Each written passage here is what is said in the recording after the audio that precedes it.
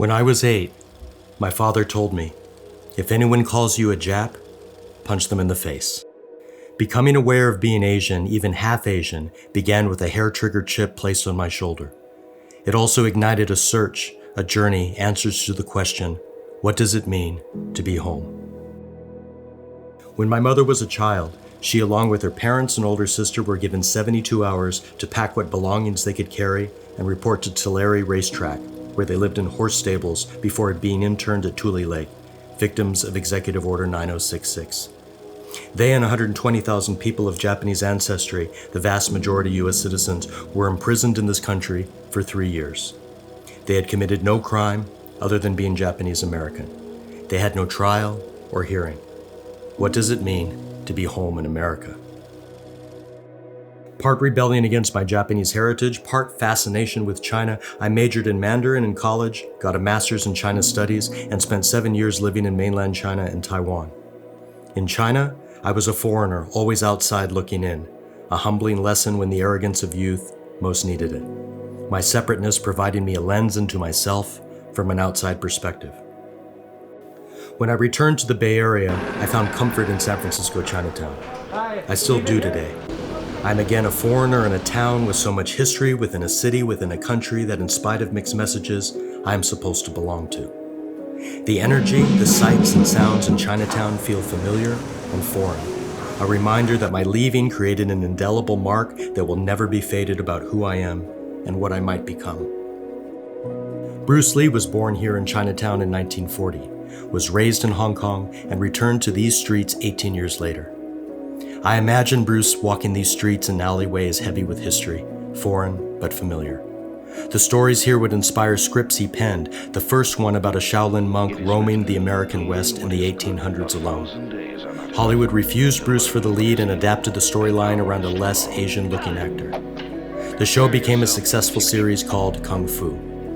Bruce Lee's attempt to find a home in Hollywood was rejected, so he returned to Hong Kong to make his first blockbuster film, The Big Boss, in 1971. This decision propelled him into becoming the global icon he is today. What does it really mean to be home?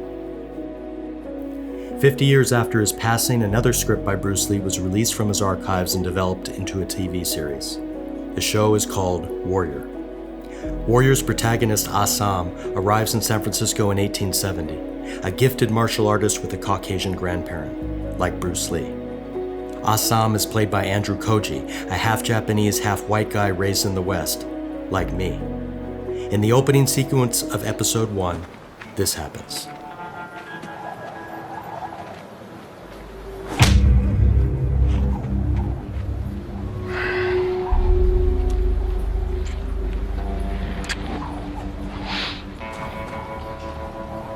I wouldn't do that again if I were you.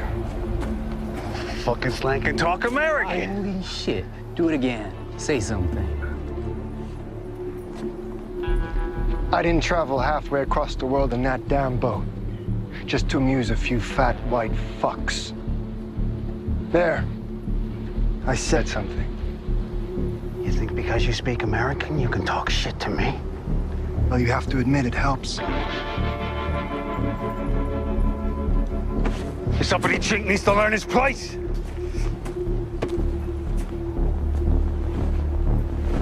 You think you can take me on? That's the wrong question. Oh, yeah? What's the right one?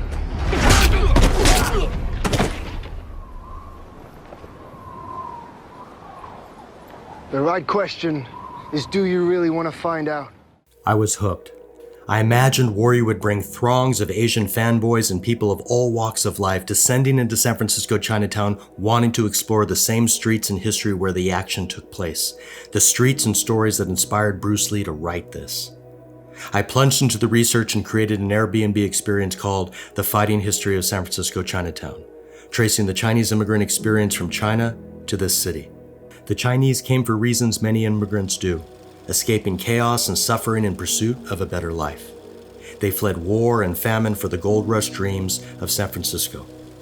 Upon arriving in the late 1840s and 1850s, their efforts to mine gold was thwarted by nativists who lynched them, chased them from claims, told them you have no right to exploit this land for it is ours. This will never be your home.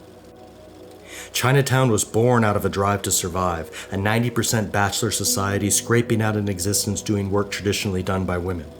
Laundry, cooking, filling gaps while trying to retain their traditions and memories. From the moment they set foot on these shores and for decades after, the Chinese could not vote, become citizens, testify against a white man, own land, or marry outside their race. In 1882, Congress passed the Chinese Exclusion Act, the first and only piece of U.S. legislation banning a race of people from entry into this country. This would remain in effect for nearly 70 years. In 1900, the Chinese were blamed for an outbreak of bubonic plague in San Francisco. The main newspaper of the day stated Chinatown should be depopulated, its buildings leveled by fire, and its tunnels and cellars laid bare. 6 years later, the 1906 earthquake provided political justification to forcibly relocate the Chinese and Chinatown to the swamps of Hunters Point. All of this and Chinatown remains, against all odds, against powerful forces actively pushing to deny them a place. The Chinese had the courage and strength to say, "We will not be denied our rights as human beings. We will survive and thrive with or without your permission, and we will do so here, in San Francisco, in the heart of the city." By the mid-1960s, the ban against Chinese immigration was lifted. New immigrants arrived in Chinatown to encounter American-born Chinese, ABCs, in a city that was the epicenter of tremendous change and upheaval in America. Conjure images of San Francisco in 1967, and one thinks of the Summer of Love, Timothy Leary, LSD, the Grateful Dead, the Black Panthers, Vietnam War protests, the civil rights and women's rights movement. Chinatown, its people, never make that highlight reel. So where do we fit in? Growing up, my perception of Asian men in the 60s was shaped by Hollywood tropes: coolies, houseboys, inscrutable demons, clowns, subservient, sexless servants. One fall day 2 years ago, something shifted. Jerry Jew appeared on my tour with his friend Lester Yee. Now in their 70s, both had come of age in Chinatown during the 60s. Before we started the tour, Jerry smiled and said, "We grew up in Chinatown, Sonny. Teach us something." Well, Jerry ended up teaching me. When the pandemic locked us down, Jerry showed me pictures he had taken while studying photography at San Francisco State University in the late 60s. Through these pictures, I learned about leeways.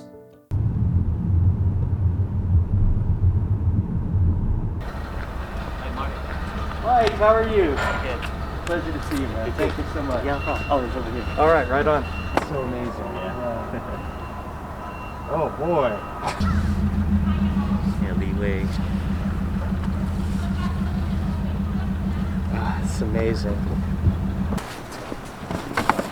Thank you. Yeah, that's Leeways.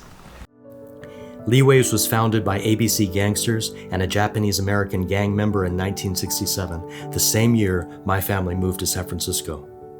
What started as a pool hall became a nonprofit dedicated to helping Chinatown youth find employment and a place to be.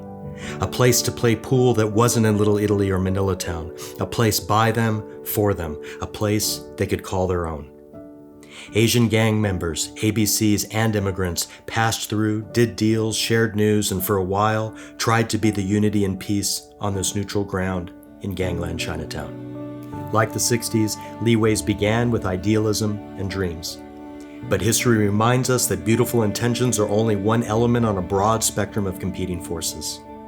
As the 60s came to a close, Leeways became radicalized, a faction of the Red Guard movement. Chinatown 6 companies and SFPD eventually collaborated to annihilate the organization. But this is not about the history of Leeways, but it is our history that brought Leeways into being. The cultural transformation in this period brought a shift of focus from how will we survive to dreams of what could we someday be? What can we create and make outside the lines of the limitations our parents and the system say we must inherit? In life, threads intersect at different times, revealing reasons for appearing at unexpected moments. In 2006, with my 5-year-old son, I had an altercation with San Jose Asian gang members. That moment compelled me to write a spoken word piece I've never performed in front of any audience. I'd all but forgotten it until I heard Jerry's stories and saw his pictures. Jerry passed away on January 2nd, 2021. He never got to hear this. Our time together, while short, was just enough for him to know he held a puzzle piece, a key to my own awakening. This is for you, Jerry. I'll remember you through your photos and your stories. Teenage Asian flexing to be gangsters. Rebelling against model minority stereotypes, 1600 SAT piano prodigies and parents. With cracked hands, broken English, country ways out of place. These kids are searching for a home. They don't feel American, nor do they fit in the land of their parents, a foot in two worlds, a home in none. Frustration burning under Asian traditions of bearing suffering in silence. And I want to tell them what I'll tell my son. Your ancestors crushed mountains into valleys with 1 million pairs of bare feet running from 10,000 wars and man-made famine. Withered women kneeling on scorched black moonscapes praying for rain. Broken men clawing torn nails through angry red soil for one more grain of rice. Balloon-bellied children battling for scraps with lead pipes and rocks. Eyelids coated in concrete dust, swirling up from rubble of ancient cities being torn down around them. Your parents abandoned the land of their home. Prostitute souls to factory fly traps blooming on the coast. When given a chance to stow away, rusted container, slow boat from China to America, they take it. Shackled to triad mafia debt, eating only dreams of giving you a better life. And upon touching U.S. shores, they cupped a handful of dirt, held it up to your lips, said, breathe in the scent of this earth, and with it our promise that this land will be better than home. Now they get lost watching American TV with the sound off. Go blind stitching in sweatshops for copper nickels on Old Gold Mountain, the Chinese name for San Francisco. See your fake gold chain swinging on $30 shirts, embroidered with 50 cents face, stitched by your mother who makes less than that rapper's name, and they can't understand why their tears and blood stains isn't all the bling you should care about wearing. Can't comprehend how hip-hop's rhythm gives you a haven in this American generation, the closest place you've found to a home. Your father and mother cry when alone. They keep kissing a country that rarely kisses back or jams tongues in their mouths violent. While the old country whispers Toisan poems across the Pacific, children cut out their native tongues and bury them for English. Still, your parents dream of a day they can rest. U.S. soil sprinkled on their chest, knowing the risks they took gave you a fighting chance to find a land you will grow to love, a land that you will teach to love you back, that someday you will remember the scent of the earth your parents held to your lips, scent of the motherland ingrained in your skin, released in your sweat, drip in your eyes, and for the very first time see through all of your tears that someday you will find your way home.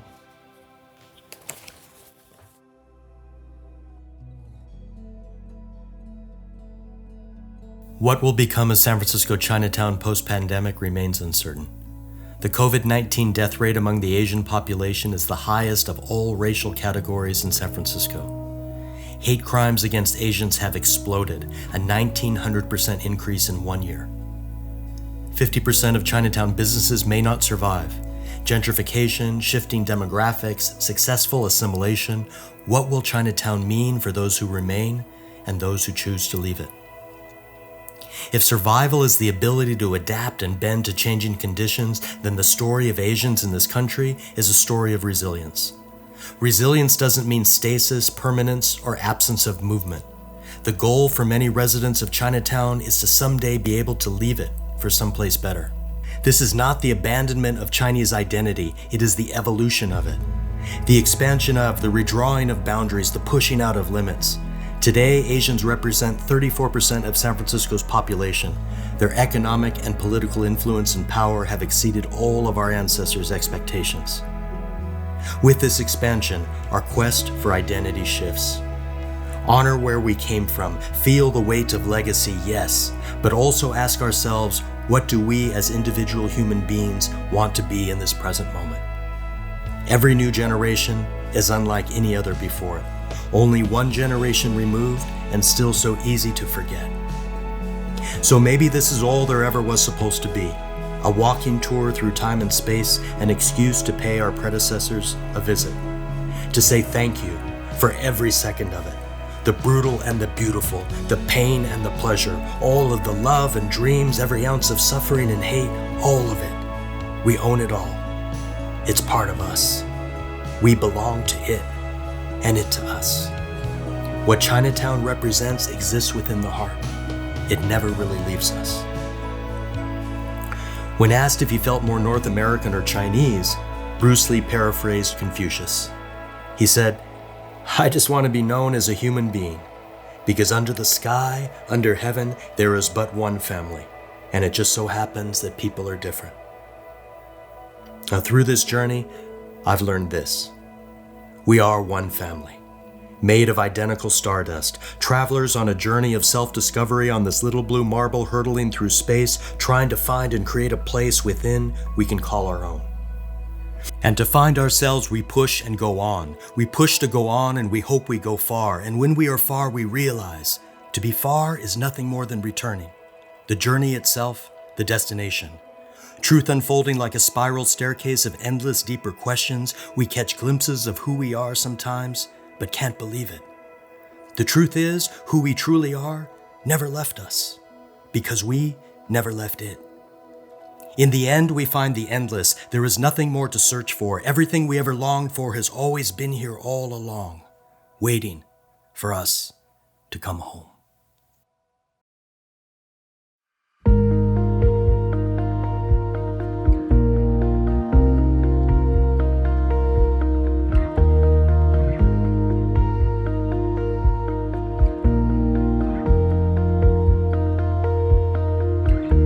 We found air, we found moments, surrounded by all these lies. We found hope. I was following